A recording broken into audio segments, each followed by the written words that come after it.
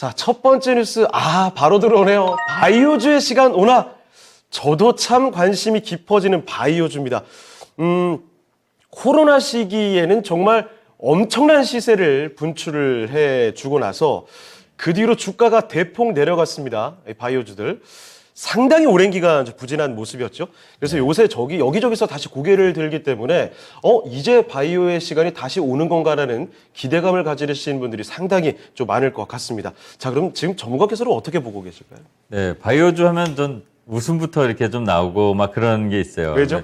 앞에 이제 잠깐 차트 하나 띄워주시면 보일 텐데. 어떤 차트일까요? 네, 아마 대표적인 그 바이오의 꿈이었던, 네, 이때는 저 당시에 정말 어마어마하게 자주 저도 네. 얘기를 했던. 네, 우리는 산 적은 없을 수도 있어요. 네. 저도 마찬가지고. 저 감히 건드릴 생각도 못. 저는 이제 뭐 외국에 그때 있었는데. 예. 이걸 지금 이렇게 돌아보면요. 와. 저 때는 참 달콤했을 것 같은.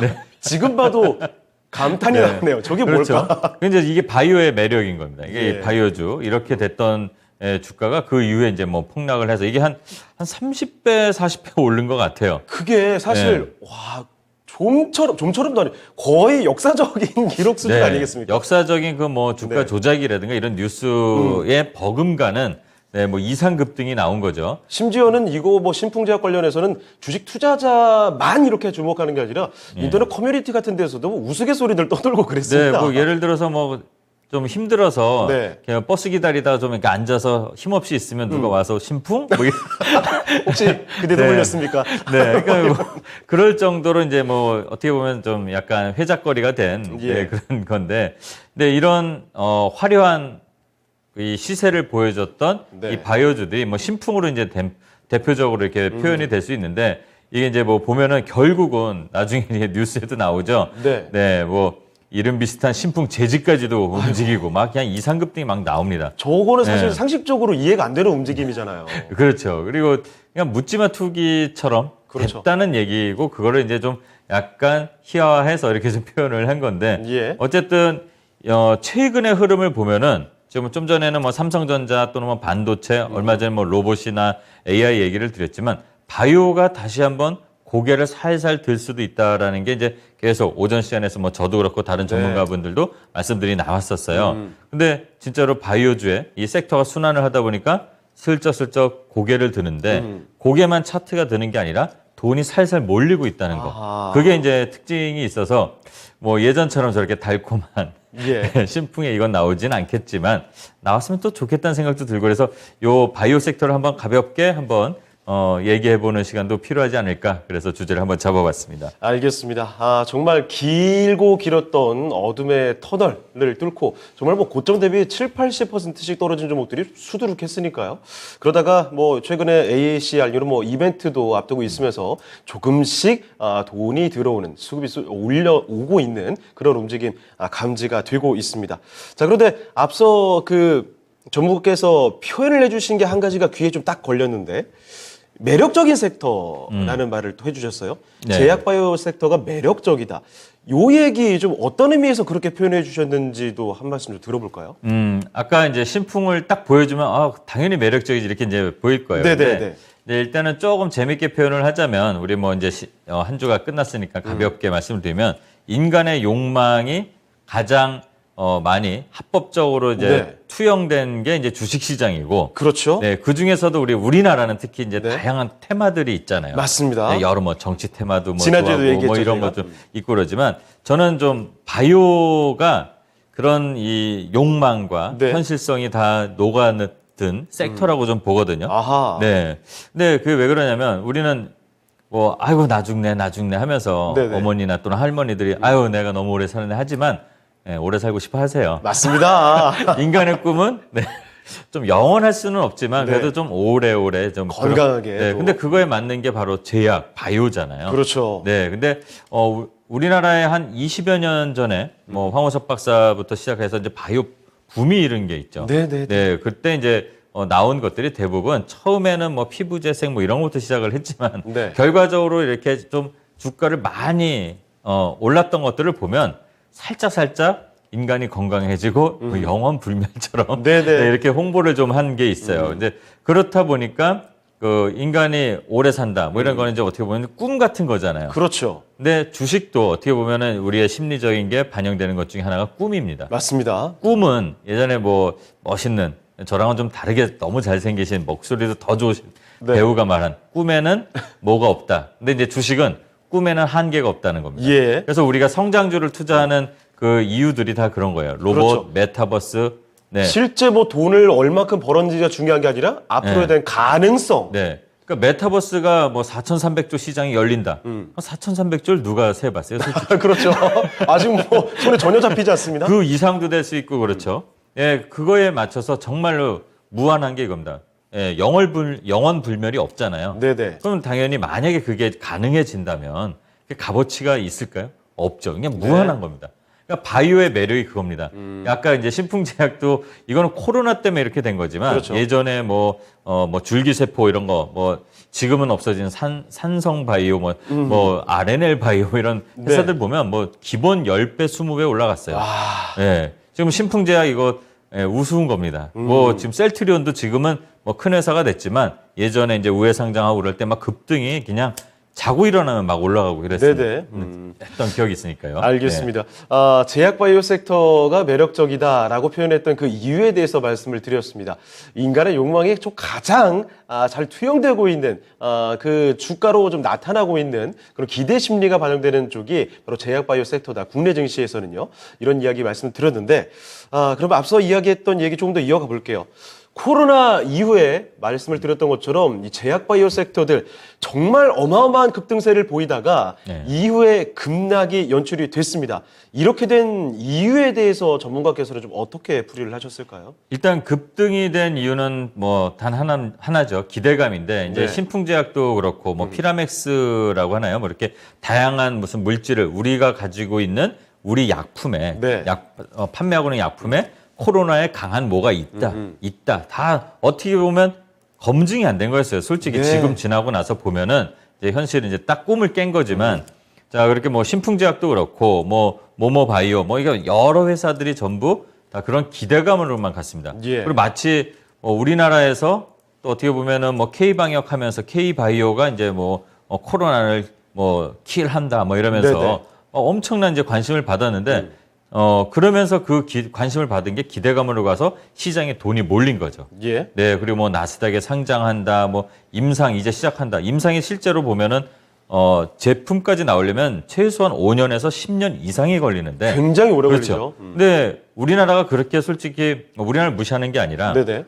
그렇게 빨리 약을 개발한 적은 웃자고 말씀드리면 무슨 네. 보약 밴드밖에 없어요. 그러니까 그만큼 네. 환경적으로 여건이 좀 따라주지가 않는다는 네. 거죠. 그러니까 이 재래식 그런 거 말지 이 첨단 기술이 융합되고 복합적으로 돼서 된 게 없습니다. 근데 네. 그때 좀 너무 이상 과열도 있었죠. 근데 그게 이제 시장에 또 어떻게 보면 코로나 때 밖을 못 나가니까 집에서 네, 재테크라도 해야지 또 그렇죠. 돈도 못 버니까 이러다 보니까 이게 이제 쭉 몰린 효과가 있죠. 그 기대감으로만 움직였다고 저는 보고 있습니다. 게다가 그 기대감이 이렇게 컸음에도 불구하고 중요한 건 성과가 나왔으면 좋았을 텐데 그 성과들이 예상보다 훨씬 더 부재했었죠. 성과가 결과적으로 지금 보면은 과정에서도 그렇지만 긴가민가했어요. 왜냐면 네.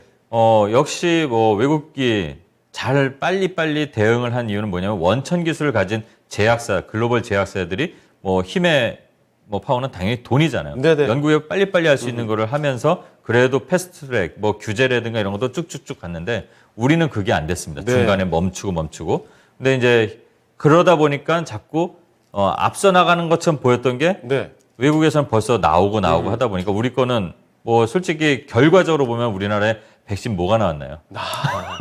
네, 그렇죠. 뭐 하나 나왔나요? 그렇죠. 그 SK에서 한 거. 예, 예. 근데 그 나온 거마저도 전 국민이 다 뭐 맞을 사람은 다 맞은 상태에서 나와버리고, 네, 네. 그거 신청한 분들, 그 맞은 분들도 몇 명 안 돼요. 몇만 네. 명도 안 되는, 뭐 몇십만 명, 몇만 명 이거밖에 안 되니까 실망감, 이제 현실을 인식하니까 이미 코로나 또 거기다 지금 끝나가잖아요. 그렇죠. 어떻게 보면 뭐 코로나 걸려도 격리 기간 3일, 5일밖에 안 되니까 그런 어떻게 보면 신기루처럼 물거품처럼 확 사라지면서 네. 주가는 축 처진 거죠. 그렇게 된 거죠. 거기다가 그 풀렸던 돈들이 코로나 시기에 정말 대단했습니다만 이게 빨려 들어가는 과정에서 이렇게 성과를 내지 못한 기업들은 더 부담스러웠을 것 같습니다. 네. 거기다가 이제 초반에는 또 양적 완화를 한다고 해서 돈을 우리나라도 다 풀었잖아요. 예. 그러니까 그 돈들이 어떻게 보면 뭐 개인 말고도 기업에도 많이 갔습니다. 그리고 또 뭐 만든다, 뭐 이렇게 개발한다 그러면 이제 돈들이 몰리고 그랬는데, 한 1년 반 전인가 1년 전부터 이제 긴축한다 그러니까 금리 네. 오르니까 그렇죠. 이제 뭐 CB 발행한 거, 뭐 BW는 이런 것들에 대한 부담, 이자의 부담이 오는데 실체는 그러니까 성과는 없고. 맞아요. 그러니까 어떤 회사들은 기대감으로만 가고 뭐 매출도 안 나오고 있었는데 뭐 메이저 회사들은 괜찮아요. 그래서 다른 걸로도 이제 버니까. 네. 근데 그런 기대감으로만 그냥 뻥튀기가 됐던 회사들은 이제 네. 현실적인 당장 자금이 재무적인 없으니까요. 리스크가 좀 전에 말씀하신 것처럼 우리가 예전에도 한번 잠깐 언급을 한 적이 있는데 그런 돈에 대한 부담이 오니까 당연히 도태되고 심지어 지금 요즘에 보면 바이오 회사들이 항상 좋은 점은 급등도 나오지만 급락 플러스 정지, 뭐 상패 이런 수준까지도 갑니다. 맞습니다. 그러니까 이런 게 지금 나오고 있는 단계였죠. 네. 자, 코로나 시기 그 이후에 제약바이오 종목들의 급등과 함께 뒤를 이어서 급락까지 연출이 되면서 상당히 오랜 기간 부진했습니다. 그 이유에 대한 분석을 좀 해봤는데요. 일단 코로나 당시에 기대감 자체가 너무나 과도하게 반영되면서 주가를 크게 끌어올렸다는 점. 그런데 그에 반해서 성과가 제대로 나오지 않았습니다. 그래서 성과 없는 그 기업들이 도태되는 과정에 맞닥뜨리게 됐다는 거고요. 그 이유는 분명히 그렇죠. 풀렸던 돈들이 빨리게 되는 이 긴축의 시대, 긴축 시기가 다가오면서 기업들이 재무적인 리스크 상당히 가져가게 됐습니다. 이런 점들이 급등 이후에 급락을 가져오게 된 이유였다라는 점을 말씀을 드리고 있습니다. 자, 그러면 최근 장에 들어서 제약바이오주들 다시 한번 움직이는 이 시세 분출 움직임에 대해서 주목해 보도록 하겠습니다. 자, 그러면 전문가님, 요즘 제약바이오주들의 시세 분출이 이전과 좀 다른 점이 있다면 어떤 점이 있을까요? 정지가 되거나 상폐돼서 저 멀리 사라진 회사들에게는 안 됐지만, 네. 그래도 그 과정을 거치면서 살아남은 기업들, 네. 그 연구가 그래도 잘 돼서 성과가 어느 정도 나오는 기업들이 생겼고, 그리고 최근에 이제 학회들이 이제 이 코로나가 끝나고 나서 온라인이 아니라 이제 대면으로 해서 직접 모여서 그렇죠. 세계 각지에서 이렇게 하잖아요. 그러면서 정말 작년부터 해서 뭐 면역 항암 이렇게 여러 군데서 하잖아요. 거기서 이제 뭔가 가시적인 성과가 나오니까 그게 이제 시장에 좀 반영이 되고 특히 최근 들어서 그러니까 아마 다음 주에도 이제 일정에서도 말씀드리겠지만 AACR이라고 그런 행사들도 그렇죠. 잡히고 그 이후에도 계속 다양한 행사들이 있는데 그렇게 되면서 이제 제대로 된 회사들이 어느 정도 옥석이 가려지기 때문에 그런 바이오에도 좀 섹터에 돈이 몰리는 것 같은 그런 흐름이 나오는 것 같습니다. 네.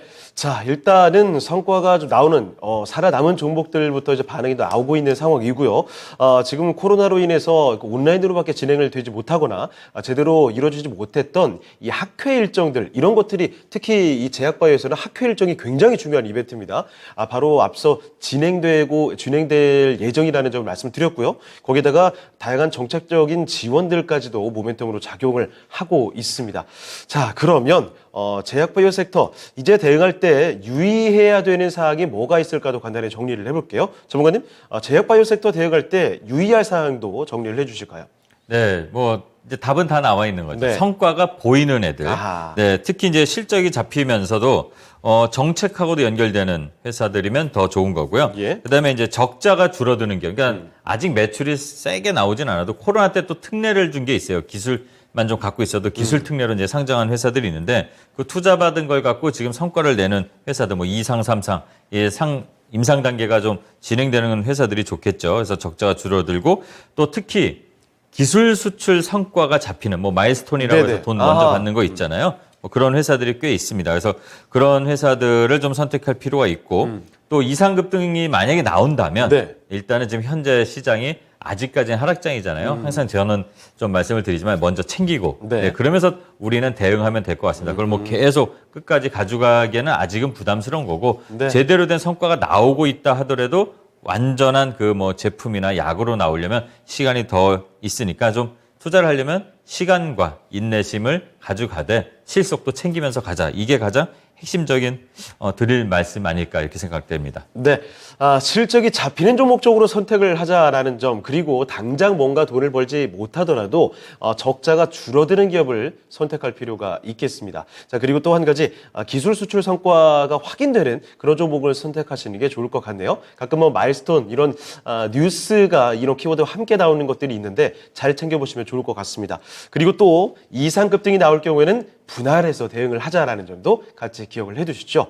자, 그럼 마지막으로 제약바이오 섹터, 앞으로 기대해볼 만한 모멘텀이나 뭐 일정, 그리고 관련주들에 대한 이야기도 좀 풀어주실까요? 네, 간단하게 말씀드리면 이제 다음 주에 네. AACR 이제 유럽 종양학회하고 더불어서 이제 세계 3대 암학회인데 예. 네, 여기에 이제 국내 전인산 단계 그 파이프라인을 가진 우리나라 회사들이 대규모 출격 준비 뭐 이렇게 이제 기사들이 많이 나옵니다. 네, 그래서 네. 이 주요 일정을 앞두고 기대감 때문에 살아있는 종목들이 몇 번 나왔어요. 이 거래가 터진 거. 특히 네.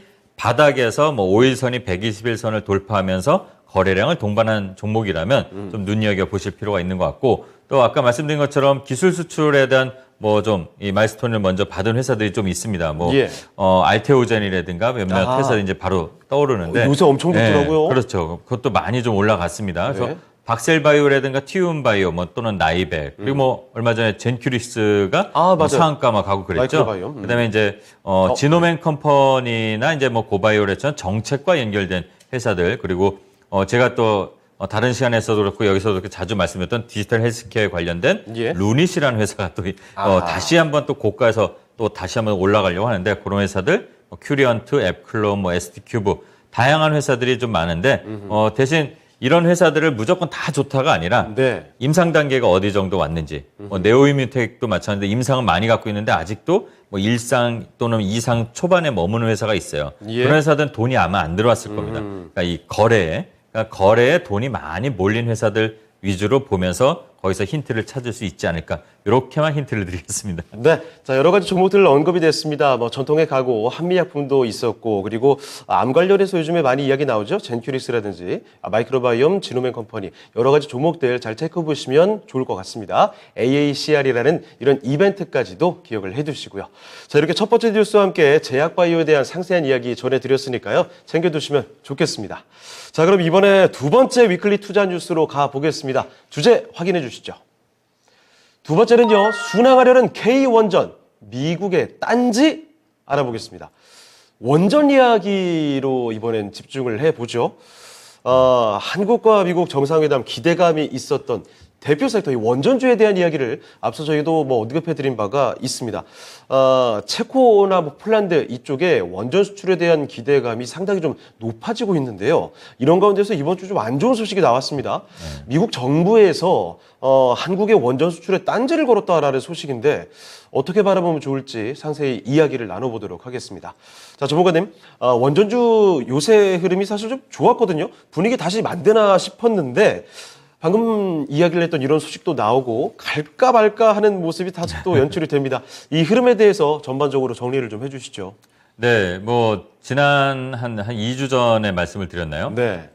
이제 한미 정상회담 있으면 대표적인 것 중에 여러 개 있지만 원전도 있을 거다. 그리고 또 제가 아침 프로에서도 원전 관련 얘기를 이제 좋게 많이 말씀을 드렸고 네. 시세도 많이 나왔어요. 뭐 네. 깨알 자랑을 하자면.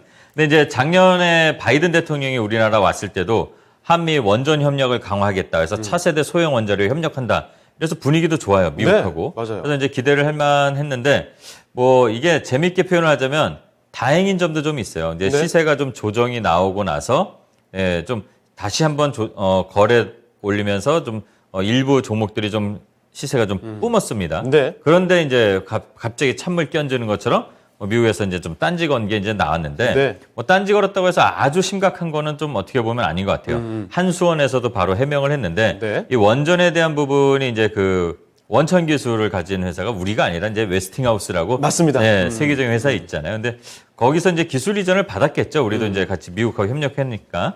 근데 이제 약간의 그 미국의 그 조항들, 미국 기업이 신고를 좀 해야 된다 뭐 이런 조항들이 있는데 네. 뭐 한수원은 우리나라 회사니까 이게 좀 안 되겠죠. 근데 우리는 우리 기술이다 이런 거 있고 또 웨스팅하우스하고 또 협력도 하지만 소송도 걸려 있는 게 있어요. 그래서 그것 때문에 좀 문제가 될 것이다라고 했지만 바로 네, 뭐 거의 당일로 해명을 했습니다. 그래서 맞습니다. 큰 문제가 없는 걸로 지금 또 나왔습니다. 근데 뭐 걱정하시는 분들도 있고 또 시세가 나오다가 멈추니까 그렇죠. 예, 궁금한 분들도 있을 거예요. 근데 보면은 저는 이거를 재밌게 주식으로 좀 한번 풀어보면 차트를 하나를 종목을 뭐 보면서 제가 제 개인적인 의견을 한번 드려보겠습니다. 어떤 걸까요? 자, 이게 G2파워라는 대표적인 최근의 그 원전 대표주였습니다. 움직일 때 네. 가장 크게 움직이죠. 그러니까 이게 거래가 엄청 터지고 나서 올라가다가 요 조정 구간 네. 그리고 나서 한번 거래가 빵 했습니다. 좋은 뉴스와 함께. 예. 그런데 바로 다음날 이제 이 안 좋은 뉴스가 났는데 네. 그런데 무너지지 않아요. 그리고 한수원은 해명을 하고 네, 실무진끼리 조율을 한다. 언제? 한미 정상 가기 전에 또는 네. 가서 이렇게. 그렇다는 건 뭐냐면 이게 어떻게 보면 정말 그렇게 인위적으로 한 건 아니겠지만 어차피 가는 과정에서 우리가 미국하고 가장 친한 우방국이고 우호 관계잖아요. 네. 원전도 마찬가지로 서로 협력을 해야 되는 부분이 있고 미국이 이제는 우리가 이제 미국보다 좀 앞서는 부분도 있다고 저는 들었습니다. 네. 그러니까 이제 이런 흐름들 주가의 흐름을 보면은 그래 한번 올려놓고 협의하다가 그러니까 조정을 네. 하다가 협의를 하고 그 기간에 아마 한미 정상회담 전에 한 번 더 또는 그 전후로 해서도 시세가 나올지 않을까 이런 조정을 붙이는 그래서 네. 어떻게 보면 본의 아니게 건전한 조정이 필요한 시기에 네. 잠깐 숨 돌리기 하는 거 아닐까 저는 긍정적으로 이렇게 또 해석을 차트를 보고 했습니다. 알겠습니다. 잠시 또 이렇게 안 좋은 소식이 나와서 멈추다가도 다시 한수원 쪽에서 해명을 하고 반등하는 흐름을 만들어줬다는 점. 그런데 방금 또 언급해 주셨던 것처럼 이렇게 미국의 발목 잡기 소식이 들려오게 되니까 이게 뭐 적과의 동침인 것은 아니냐 걱정이 되기도 하는데 문제거리는 없을까? 사실 저도 걱정이 되긴 합니다. 앞서 말씀해 주신 대로 문제 없다 이렇게 바라보고 계실까요? 네, 그리고 이 소송에 대한 네. 부분들도 어떻게 보면은 나중에는 협의를 할 것 같아요. 예전에 이라크 바라카 원전인가요? 그거 네네. 수출할 때도 결국은 또 협의해서 협력을 한 거죠. 어떻게 보면. 예. 우리가 이렇게 남과 북처럼 싸우는 관계도 아니고 미국하고. 네. 그래서 협력으로 전략을 수정할 것이다. 일각에서는 한수원이 자충수를 두었다. 이렇게 좀 안 네. 좋게도 얘기하는 부분이 아하. 있지만 어쨌든 우리나라 지금 시점에서 보면은 우리의 원전 기술을 그래도 독자적인 게 확보한 부분도 있고 또 대통령 정책 중에 대표 정책이잖아요. 네네. 또 다시 한번 원전을 세계적으로 수출하는 입장에서 보면은 조금 아쉬운 부분, 물론 기술 자문료 형식으로 돈을 예전에 준 적이 있는데 그렇게 해서 조율을 실무진 분들이 높은 분들이 잘 하시겠지만 어쨌든 수출을 앞으로 전진을 한다는 측면에서 보면은 저는 거쳐 나가야 될 성장통 이렇게 네. 표현을 할 수도 있는 단계가 아닐까. 그래서 긍정적으로 해석하는 게 낫다고 저는 보고 있습니다. 끌려다니더라도 예. 네, 끌려다니지는 않을 것이다. 왜냐? 우리가 갖고 있는 기술들도 어느 정도는 좀 더 앞서는 것도 있고 그러니까 아마 끌려다닌다기보다는 서로 협력하면서 윈윈하지 않을까. 좋은 쪽으로 해석하는 게 나을 것 같습니다. 네, 긍정적인 해석을 또 덧붙여 주셨는데요. 일단은 목표 달성을 위해서 불가피한 선택으로 바라봐야 될 것 같다는 의견이었습니다. 앞으로 한국과 미국 간의 협력이라는 큰 그림, 그런 그림을 좀 그려주셨으니까 여러분도 참고해 보시면 좋을 것 같네요. 자, 그럼 원전주의 이 투자 전략을 좀 정리를 해봐야 될 것 같습니다. 특징적으로 봐야 할 점이 있다면 좀 정리를 해주시고 대표적인 종목들 차트도 한번 바라볼 수 네. 있을까요? 일단은 명확한 주도주를 한번 확인하는 게 제일 필요합니다. 근데 예. 지금 시장에서 주도주는 G2파워였습니다. 예. G2파워였고 그다음에 G2파워의 흐름을 보면은 최근에 지금 지난주에 요 큰 5천만 주 정도 되는 거래량이 나오기 전에 봐도 거래가 제일 먼저 붙었어요. 네. 그러니까 거래가 제일 먼저 붙었다는 얘기는 돈이 여기에 먼저 갔다는 얘기겠죠. 그리고 나서 조정 거치고 양호하게 올라왔습니다. 제가 아침 프로에서 말씀을 드려갖고 이게 한 40% 이상 수익이 나와 있지만 신규로는 들어가기에는 좀 부담스러우실 거예요. 그래서 네. 조정을 거쳐서 만약에 요 구간에서 진입을 하신다 그러면은 조금 짧게 욕심을 부리는 게 좀 나은 것 같고 또 이 G2파워 말고도 또 피코그램이라는 회사가 있습니다. 원래는 네. 정수 필터 관련 이런 쪽인데 방사능 관련 또 기술 갖고 있나 봐요. 이 네. 회사도 같이 반응을 하고 있고 공교롭게도 여기 거래가 좀 들어와 있습니다. 이 앞전에 예. 급등락이 나온 거는 무중에 관한 그 소화 과정이 있는 거니까 좀 예. 무시하시고 그 이후에 거래가 들어왔을 때 기준으로 해서 보시면 되는데 요건 G2 파워에 비해서는 좀 덜 올랐네요. 네, 좀 들어올랐는데 요 종목들만 보시는 게 아니라 요거는 보다도 실질적으로 원전주가 가려면 뭐니 해도 아까 삼성전자처럼 대장들이 움직여야 됩니다. 대장들이. 네, 대장을 한번 잠깐 제가 몇 개 말씀을 드릴게요. 대장 역할을 하는 자, 최근에 뭐 한전기술 한전 이렇게 하지만 한전 KPS를 좀 유심히 봐야 되는 게 KPS. 자, 지금 살짝은 꺾여 있지만 네. 이 회사들이 얼마 전까지도 거래량 있죠. 거래량을 보시게 되면 네. 이 외국인들이 좀 많이 들어온 종목입니다. 네, 이게 계속 일정한 가격대에서 지금 외국인들 수급이 그래도 진행이 돼 있었다. 그리고 한번 이렇게 거래가 들어오고 나서 네. 밀리지 않았습니다. 오늘 요 며칠 좀 밀린 건 있지만 요 양봉 이후에 밀려 있지 않다니까 요런 거를 보세요. 그러니까 요거를 사라는 얘기가 아니라 예. 요 한전 KPS 그리고 두산 에너빌리티, 역시. 한전 기술, 한전 산업 이런 시총이 좀 크고 실질적으로 큰 일을 좀 큰 규모로 일을 하는 회사들이 수급이 들어온다면 아까 말씀드린 G2 파워, 그다음에 피코그램, 네. 그리고 우진, 그리고 한신기계, 보성 파워텍, 네, 그리고 이제 그 외에 오르비텍도 있고 여러 VHI 도 회사들이 있고요. 같이 움직인다는 건 아마 주식을 하신 분들은 많이 아실 겁니다. 이런 큰 회사들의 좀 움직임을 좀 봐야 되고요. 네. 큰 회사들은 단기라기보다 중기 이상으로 봐야 될 것 같고 마침 요 두산 에너빌리티도 수급을 보게 되면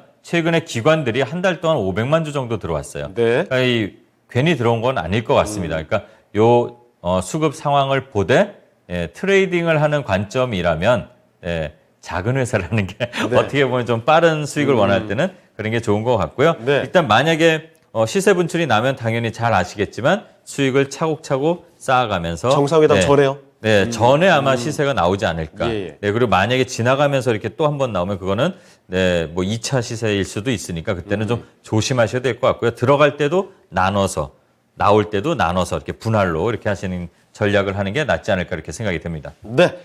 한미 정상회담 전에 시세 분출이 나오게 된다면 수익을 좀 확보해 놓자라는 점을 말씀을 해주셨습니다. 들어갈 때도 나눠서, 나올 때도 나눠서 이 원칙을 꼭 한번 지켜보시면 좋을 것 같고 그중에서도 주목할 만한 종목들을 차트를 통해 확인해 봤습니다. 일단 가볍게 큰 움직임이 나오는 종목들은 G2 파워나 피코그램 이런 좀 작은 종목들이 있고요. 물론 이런 종목들이 움직이기 위해서 먼저 움직여야 되는 이 대장주들의 흐름까지도 같이 말씀을 해주셨습니다. 두산 에너빌리티와 한전 KPS 같은 종목들 꼭 눈여겨보시면 좋을 것 같습니다. 자, 원전주에 대한 이야기도 상세히 풀어드렸습니다. 참고해 보시고요.